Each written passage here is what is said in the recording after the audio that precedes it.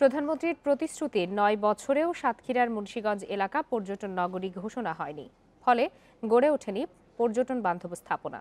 সড়কপথে সুন্দরবনের সৌন্দর্য উপভোগের সুবিধাসম্পন্ন এলাকাটিকে পর্যটন নগরী ঘোষণা করা হলে নতুন কর্মসংস্থান সৃষ্টির পাশাপাশি বাড়বে রাজস্ব আয়, বলছেন স্থানীয়রা।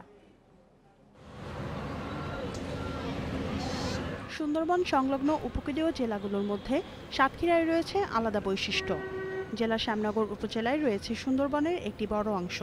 এখানে খুব কাছ থেকেই সড়কপথে সুন্দরবনের সৌন্দর্য উপভোগ করা যায়। তবে এখনও এই এলাকাটি পর্যটন কেন্দ্র হিসাবে সরকারি স্বীকৃতি পায়নি, ফলে হোটেল মোটেল যোগাযোগ ব্যবস্থা সহ পর্যটন বান্ধব পরিবেশ তৈরি হয়নি।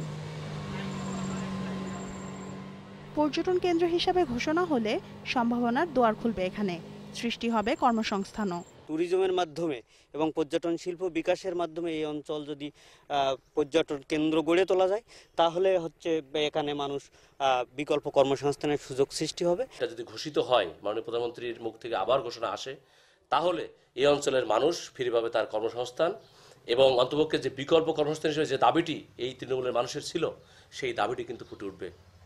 আমার বিশ্বাস যে সেটি হবে আগামী দিনের এই অঞ্চলের সেই ঘুরে দাঁড়ানোর একটি মাইল ফলক। মুন্সিগঞ্জ এলাকাকে পর্যটন কেন্দ্র ঘোষণা প্রক্রিয়াধীন বলে জানান স্থানীয় সংসদ সদস্য। শেখ হাসিনার উপস্থিতিতে আমি এই ব্যাপারে প্রশ্ন করেছিলাম সংশ্লিষ্ট মন্ত্রণালয়ের মন্ত্রীর কাছে। মন্ত্রী মহোদয় আমাকে আশ্বাস দিয়েছেন, তার অফিসে যেতে বলেছেন যে এই বিষয়টা নিয়ে আমরা কাজ করছি। 2010 সালে প্রধানমন্ত্রী শেখ হাসিনা শ্যামনগরের জনসভায় সাতক্ষীরার উন্নয়নে যেসব প্রতিশ্রুতি দিয়েছিলেন, তার মধ্যে পর্যটন কেন্দ্র ঘোষণা ছাড়া সবকয়টিই বাস্তবায়ন হয়েছে। Independent news desk.